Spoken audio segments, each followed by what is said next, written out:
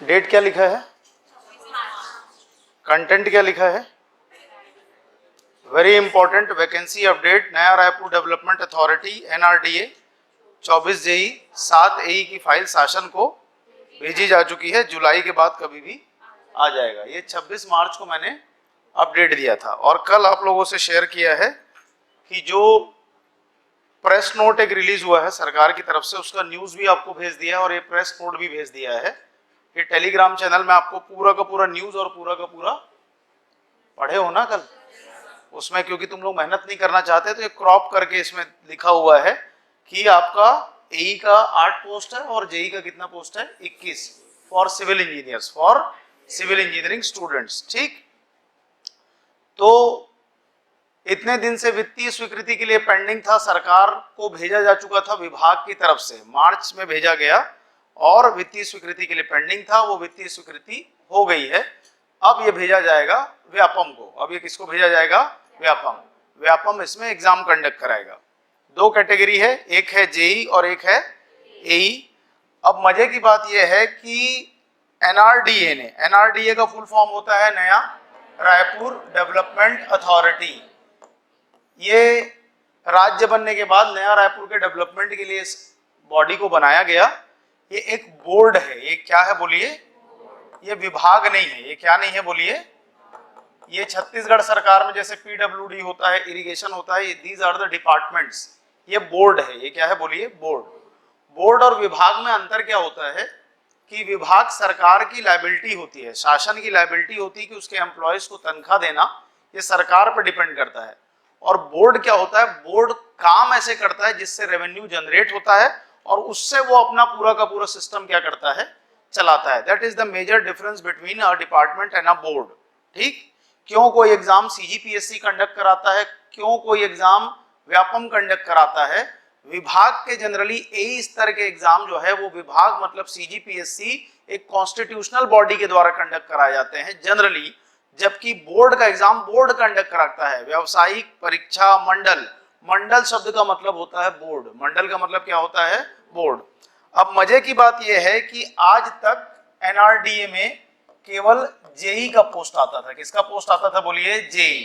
अब इसमें JE के अलावा क्या आ रहा है, आपका AE का पोस्ट आ रहा है। ठीक, तो JE में भी सेपरेट लेगा या उसको क्लब कर देगा जो आपका आ रहा है, कौन सा, PWD plus PHE question mark irrigation. Why question mark irrigation, क्योंकि व्यापम के पास में PWD का 86 पोस्ट और PHE का 118, ये दोनों का प्रस्ताव पहुंच गया है, इसका प्रस्ताव अभी तक नहीं पहुंचा है, इसलिए अभी ये पेंडिंग है।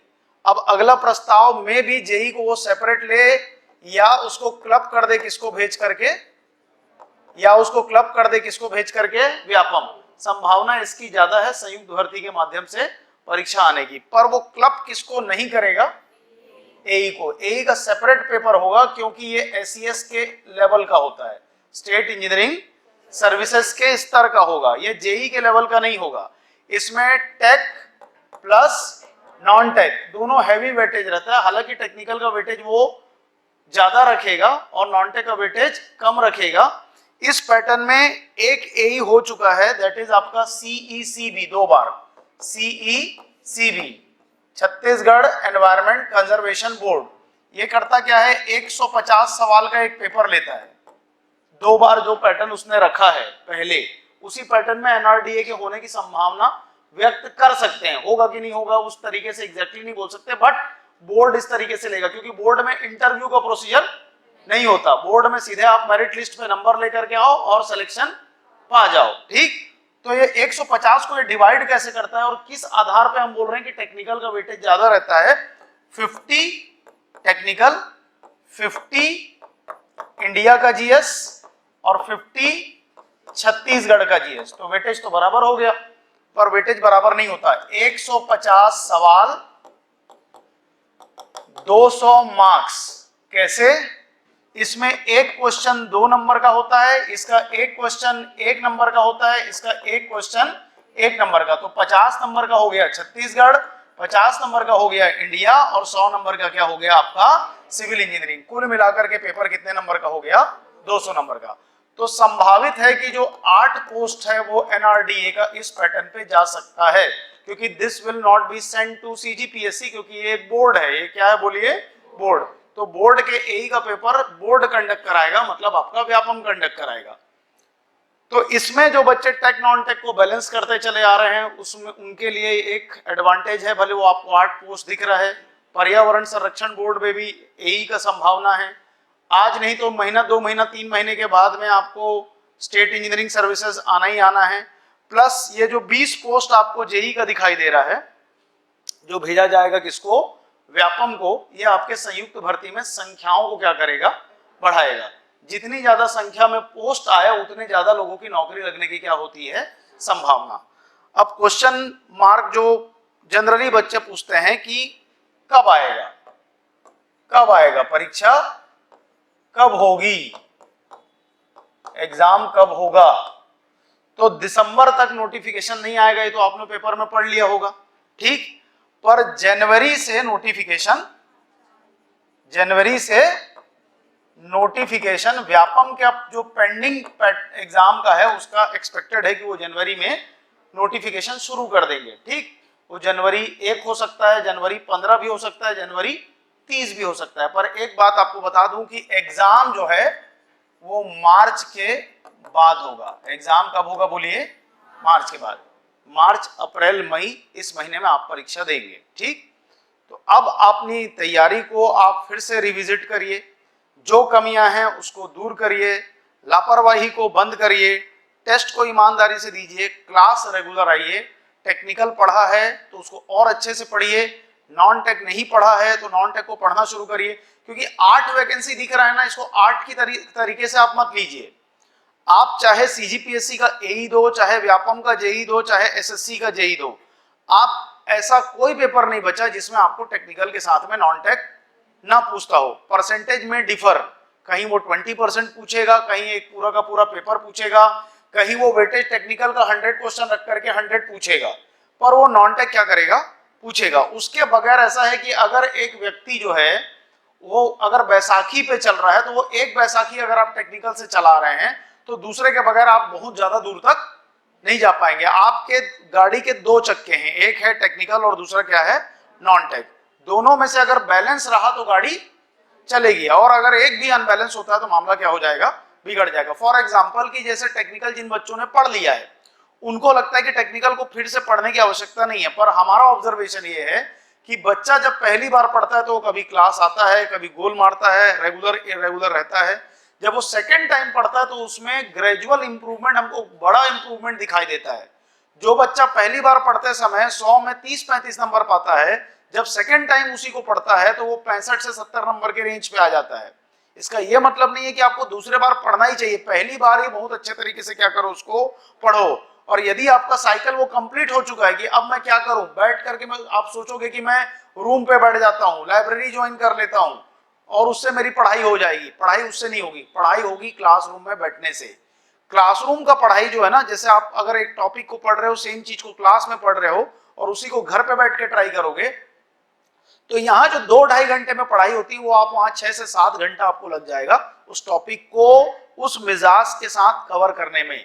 इसलिए क्लास का इंपॉर्टेंस बहुत ज्यादा है। क्लास का इंपॉर्टेंस हर लहजे में ज्यादा है, चाहे वो आपका कंप्लीट हो चुका है, आपको रिपीट करना है, आपने एडमिशन लिया है, आप क्लास नहीं आते हैं, इसलिए आज में तो बहुत ज्यादा इंपॉर्टेंट है। आज एडमिशन लेते हैं, कल से क्लास गोल मारना चालू कर देते हैं। तो इससे ना अब सामने आ रहा है वैकेंसी। 3 साल से पूरा सूखा पड़ा हुआ था, 2022 के बाद अभी कुछ भी नहीं था। तो अब जो आएगा इसमें अगर आप मौका चुकेंगे तो हो सकता है फिर 2-2.5 साल का सूखा पड़ जाएगा, ठीक, 2 साल 2.5 साल के बाद। और किसी के पास इतनी क्षमता नहीं होती कि वो 1.5 साल की तैयारी पहले कर चुका है, फिर वो 2.5-3 साल क्या करेगा, बैठ जाएगा। तो अपने को मौका चूकना नहीं है। और मैंने आपको बार बार बोला है, ये यूनिडायरेक्शनल एफर्ट नहीं है कि हम करें और उससे आपका सिलेक्शन हो जाए। अगर कोचिंग ज्वाइन करने से सिलेक्शन हो जाता तो सबका सिलेक्शन हो जाता। कोचिंग ज्वाइन करके एफर्ट करने वाले का क्या होता है, सिलेक्शन होता है। हम आपको जिस दिशा में लेके जा रहे हैं उस दिशा में आपको क्या करना पड़ेगा, चलना पड़ेगा। और फिर से रिपीट कर रहा हूं, नॉन टेक्निकल अगर नहीं पढ़ा है अभी भी मौका है, ज्वाइन करो और पढ़ना क्या करो, चालू करो। नहीं करेंगे तो फिर वो बाद में आपको बहुत बड़ी समस्या आएगी और वो समस्या आपको मार्क्स में दिखाई देगी। आप ये मत सोचना कि आप मेरा प्रॉफिट, मेरा नुकसान के लिए मैं आपको बोल रहा हूं। मेरा तो ऐसे ही नुकसान होगा अगर एक बच्चा जो यहाँ पे पढ़ने आया है और वो सेलेक्ट नहीं होता है फाइनली, वो मेरा लॉस है।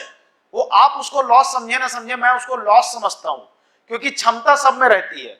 बस वो भागता है, टेस्ट में नंबर कम आए तो टेस्ट देने नहीं आएगा, टीचर से आके डिस्कस नहीं करेगा कि समस्या कहां पर है। समस्या एक ही जगह है। पहली बात, सिलेबस पूरा पूरा क्या करना है, पढ़ना है। दूसरी बात, ईमानदारी से क्लास को क्या करना है, अटेंड करना है। तीसरी बात कि जो पढ़ाया जा रहा है उसको बार बार क्या करना है, रिपीट करना है। ना कि एक नया सोर्स खोजूं, एक नया किताब खोजूं, वो भी करना। लेकिन जब आपका 100 नंबर में हर टेस्ट में एवरेजली 70 नंबर आ रहा है, 70% आप स्कोर कर रहे हो, आप दुनिया की कोई किताब पढ़ो, आपका नंबर कम उसमें नहीं होगा। पर जब बच्चा 35-40 नंबर पे है और वो मल्टीपल सोर्सेस की तरफ अपना दिमाग लेके जाएगा तो फिर वो कंफ्यूज होगा। इसलिए पहले एक रास्ता तय करो, this is the path, this is the syllabus and this is the approach. उसको खत्म करो, उसको बार बार रिपीट करो। टॉपर्स क्या बोलते हैं, जो बच्चे आते हैं वो कैसे टॉपर बने, यहीं बैठ के कैसे टॉपर बने, क्योंकि उन लोगों ने हमारी एडवाइस को फॉलो किया कि बेटा टेक्निकल पढ़ा, नॉन टेक पढ़ा, बार बार रिपीट कर, दिमाग मत लगा, वो किया। ऐसे बच्चों की संख्या, मतलब जनरली जो बच्चे यहां पर आते हैं ना, उन लोगों ने पूरे 2-2.5 साल की तैयारी में एक भी सवाल क्रॉस क्वेश्चन नहीं पूछा होता है। डाउट लेके आते हैं जनरली, पर उनके मन में वो संदेह नहीं होता है कि मेरे टीचर के द्वारा मेरे को ठीक पढ़ाया जा रहा है कि नहीं पढ़ाया जा रहा है। बच्चा जब संदेह ले लेता है मन में, जैसे आप डॉक्टर के पास जाओगे इलाज करवाने और उसके ऊपर ही डाउट करोगे तो वो प्रॉब्लम है। वो संदेह आपको छोड़ना पड़ेगा और जहां आपकी कमजोरी है उस कमजोरी को आपको दूर करना पड़ेगा। आपसे नहीं हो पा रहा है, आप हमसे बात करो, हम आपका हेल्प करेंगे। नंबर जो कम आ रहे हैं उसको 5-5 नंबर पूरा मत देखो। जैसे फॉर एग्जांपल जिन बच्चों ने स्टील पढ़ा है और स्टील के अलावा भी सब्जेक्ट हैं, तो वो अगर अपने आप को 150 नंबर पे आकलन करेंगे तो वो इनजस्टिस है। पेपर तो हम 3-4 सब्जेक्ट का क्लब करके पूछ रहे हैं। आप अपना आकलन करो कि स्टील के अगर 60 सवाल पूछे गए तो क्या उस 60 में मेरे से 40-45 बन रहा है क्या? अगर मैं पहली बार स्टील को पूरा थॉरोली पढ़ा है, एक भी क्लास मैंने मिस नहीं की है, तो 40-45 सवाल आपसे बनना चाहिए। बाकी 10%, 12%, 15% ये ह्यूमन मिस्टेक है जो कि हर बच्चा करता है। यहाँ पे ज्यादा करता है, टेस्ट बार बार देके जो सुधारता है उसका परीक्षा में कम हो जाता है। जो टेस्ट से भागता है वो 15% की गलती बढ़ करके 30% हो जाती है। कई लोगों को ये लगता है कि मेरे से गलतियां क्यों हो रही हैं। मैनेज दोज मिस्टेक्स, वो तुम्हारा एसेट है। जो तुमसे आज गलती क्लासरूम के टेस्ट में हो रही है वो तुम्हारा रिसोर्स है जो तुमको परीक्षा में गलती करने से क्या करेगा, बचाएगा। उससे डरो मत। जितनी गलती है उसके लिए मिस्टेक कॉपी मेंटेन करो, उसको लिखो कि ये सवाल आया फलाने सब्जेक्ट का था, चाहे वो टेक्निकल हो चाहे वो नॉन टेक, उसके चारों ऑप्शन लिखो, उसमें 2 ऑप्शन टिक करो, एक रेड वाले पेन से जो आपने गलत किया और एक ग्रीन वाले पेन से जो उसका करेक्ट क्या है, आंसर है। आपने दिया ऑनलाइन टेस्ट, दिया ऑफलाइन टेस्ट, उसके बाद टेस्ट की कॉपी को धर के रख दिया, पलट के नहीं देखा, उस टेस्ट का टोटल आउटकम हो जाएगा 0। ठीक, तो वैकेंसी आ रही है, बहुत अच्छी बात है। समय भी आपको मिल रहा है, उससे ज्यादा अच्छी बात है। जो बच्चा तैयार है, देखो कई बच्चे जो हैं फ्रस्ट्रेशन के पीक पे हैं, उनको पोस्ट चाहिए, आज की डेट पे नौकरी चाहिए, पर 70-80% बच्चे ऐसे हैं जिनकी तैयारी अभी भी पूरी नहीं है। तो आपके सामने अभी समय है, 3 महीना 4 महीना, मतलब हम बात कर रहे हैं अभी नवंबर के एंड में और मैं आपको बोल रहा हूं कि मार्च तक आपका पेपर या मार्च के बाद ही आपका क्या होगा, पेपर होगा। तो यहां से आपके पास 4 महीना है। 4 महीने का समय बहुत होता है, आप बहुत कुछ कर सकते हैं। आप अपनी तैयारी को क्या कर सकते हैं, बेहतर कर सकते हैं। तो इसके ऊपर लग जाओ अच्छे से। ठीक, जो भी बच्चा नॉन टेक्निकल को इग्नोर कर रहा है वो लॉन्ग रन में पछताएगा। जो बच्चा टेक्निकल नॉन टेक का क्लास में केवल एडमिशन लेके गोल मार रहा है, उसको लगता है कि एडमिशन से काम बन जाएगा, वो ऐसे ही रह जाएगा। ठीक, और ये दुखद है। अगर आप एक इंस्टीट्यूट में आए हैं हमारे पास, हम आपको पढ़ा रहे हैं और आप उससे भाग रहे हैं, हम एक दिशा में बोल रहे हैं कि चलो भैया नॉर्थ चलो, आप बोल रहे हो कि नहीं मैं तो साउथ ही जाऊंगा, हमको पता है कि सिलेक्शन नॉर्थ में है, साउथ में नहीं है, तो फिर ये दुखद हो जाएगा। ऑब्जेक्टिव हम लोगों का कॉमन है, एफर्ट हम लोग क्या कर रहे हैं, कलेक्टिव। ये कलेक्टिव एफर्ट है। आप क्लास आते हो, हम क्लास में पढ़ाते हैं और इसका फाइनल आउटकम होगा रिजल्ट। फाइनल आउटकम क्या होगा? रिजल्ट। तो जो बच्चा कमजोर महसूस कर रहा है वो कमजोर महसूस क्यों कर रहा है, 35 नंबर 40 नंबर वो क्यों पा रहा है, ठीक, उसका एनालिसिस उसको करना है बैठ करके। देखो कि कौन कौन से सब्जेक्ट में कैसे सवालों में आपको कमजोरी आ रही है और उसको दूर करने का प्रयास करो। और प्रयास का एक ही तरीका है, सब चीज पढ़ाते हैं क्लास में, कुछ नहीं छूटता। What ever is important for your exam, भाई पूरा सिलेबस इंपॉर्टेंट नहीं होता, 60% सिलेबस क्या होता है? इंपॉर्टेंट होता है, 40% ऐसा ही होता है। उस 60% का 100% हम लोग क्या कर रहे हैं क्लास में? पढ़ा रहे हैं। एक बार नहीं पढ़ा रहे हैं, उसको बार बार क्या कर रहे हैं? पढ़ा रहे हैं। आपके लिए रिवीजन कराया जाता है कि बोलो भाई, बोलना चालू करो, बोलते ही नहीं हो। आपको क्या लगता है वो याद हो जाएगा बिना बोले? वो संभव नहीं है। बोलवाया क्यों जाता है कि वो कहीं ना कहीं दिमाग में क्या हो जाएगा? चिपकेगा। और लिख लिख के पढ़ो, बोल बोल के पढ़ो, इसलिए ताकि मिस्टेक आपसे ना हो। बच्चा गलती करते करते उसका पेन रुक जाता है कि इसका आंसर ये नहीं होगा, उस बच्चे का रुकेगा जो ईमानदारी से क्लास को क्या कर रहा है? अटेंड कर रहा है। अब कोई और स्मार्ट है तो उसको लगता है कि उसको बहुत आता है, ना उसको लिखने की जरूरत, ना उसको बोलने की जरूरत, ना उसको क्लास आने की जरूरत, तो उसको नौकरी की भी जरूरत नहीं है। वो इतना और स्मार्ट है कि उसको नौकरी की कोई जरूरत नहीं है, ठीक, वो खाली टाइम पास करने के लिए क्लास आ रहा है। लेकिन जनरली हमारे कोचिंग में जितने बच्चे आते हैं they belong from middle class, और हर मिडिल क्लास में कोई अपने बच्चे को पढ़ा रहा है माँ बाप, तो उसकी जो संवेदनाएं जुड़ी हुई है मैं उसको देखता हूं कि वो इसलिए पढ़ा रहा है कि वो बच्चा नौकरी पा जाए। कोई भी वो सोच के भेज रहा है कि मेरा बच्चा नौकरी ना पाए, हम किसी को सोच के पढ़ा रहे हैं क्या कि तुमको नौकरी ना मिले, ठीक। 3 साल हो गया, वैकेंसी नहीं है, 3 साल हो जाएगा, मतलब मार्च 2022 के बाद मैं सीएसईबी के 24 पोस्ट को काउंट नहीं करता, उतने में किसी के पोटेंशियल का आकलन नहीं हो सकता, ठीक। मतलब अगर कोई 19वां रैंक ला करके सेलेक्ट नहीं हो पा रहा है तो आप उसको कैसे जज करोगे? पूरे राज्य में अगर कोई 19वां रैंक ला रहा है और वो बच्चा सेलेक्ट नहीं हो पा रहा है तो उस वैकेंसी की संख्या में उतना दम नहीं था। पर अब तो उस वैकेंसी की संख्या बढ़ी आएगी, अब तो 19 रैंक वाला सेलेक्ट होगा, अब 90 रैंक वाला भी क्या होगा? सेलेक्ट होगा, अब 150 रैंक वाला भी क्या होगा? सेलेक्ट होगा। तो आपके पास मौका है ना कि आप 3-4 महीने में अपने आप को छत्तीसगढ़ के टॉप 300 लोगों में ले आओ, आपको नौकरी क्या हो जाएगी? मिल जाएगी। लाओगे ना कि वही रवैये में चलते रहोगे जैसे चल रहा है, और कोर्स करेक्शन करोगे ना? मतलब देखो, ये सिद्धांत लिख के ले लो, चाहे वो 20 नंबर का नॉन टेक पूछे, 80 नंबर का टेक पूछे, चाहे वो 3 पार्ट में टेक्निकल नॉन टेक को बांट दे, चाहे वो 2 पेपर में बांट दे। सिलेबस का मतलब होता है सिलेबस। जिस बच्चे ने उस सिलेबस को पढ़ा, जैसे छत्तीसगढ़ लिख दिया, 5 नंबर का क्वेश्चन पूछता है, तो उसका यह मतलब नहीं कि 5 नंबर के लायक आपको पढ़ाया जाए, उसका मतलब होता है पूरे छत्तीसगढ़ का सिलेबस आपको क्या किया जाए? पढ़ाया जाए, ठीक। और वो पढ़ाने में 6 महीने का क्या लगता है? वक्त लगता है। पॉलिटी 1.5-2 महीने का क्या लगता है? समय लगता है। ज्योग्राफी 1.5-2 महीने का क्या लगता है? समय लगता है। तो ये अगर आप सोचोगे कि 5 ही तो सवाल है, तो 5-5-5 करके 15 नंबर आपके हाथ से, मान लो तुक्का में या किसी तरीके से 15 में आपने 5 बना भी लिया, तो भी आप एक एवरेज बच्चा जिसका टेक नॉन टेक बैलेंस है, उससे आप 10 क्वेश्चन केवल 20 में पीछे हो जाएंगे, और टेक्निकल में जो पीछे होंगे तो होंगे, ठीक। और इतना कभी पेपर में अंतर नहीं होता कि नॉन टेक में अगर आप 10 नंबर पीछे हो गए तो उसको टेक्निकल से आप क्या कर लोगे? बैलेंस कर लोगे। पेपर जो है वो उसमें बहुत अच्छा भी कोई करेगा, अगर कोई 95 बना रहा है बहुत अच्छा वाला बच्चा, तो एवरेज बच्चा जो तैयारी कर रहा है वो 90 ही बना पाएगा, 92 बना पाएगा, एकदम उसमें 10-12 नंबर का अंतर नहीं आएगा। समझ में आ रही है बात? तो क्लास को अटेंड करो। कल शादी था, बहुत जगह तो सब लोग गोल मार दिए, हम भी गए थे शादी में, क्लास लेने के बाद गए थे, शाम की क्लास में बहुत लोग गोल थे, तो गोल मारने की परंपरा को बंद करो। सुबह की क्लास में भी कल बहुत लोग गोल थे, ठीक। पढ़ोगे कि नहीं पढ़ोगे?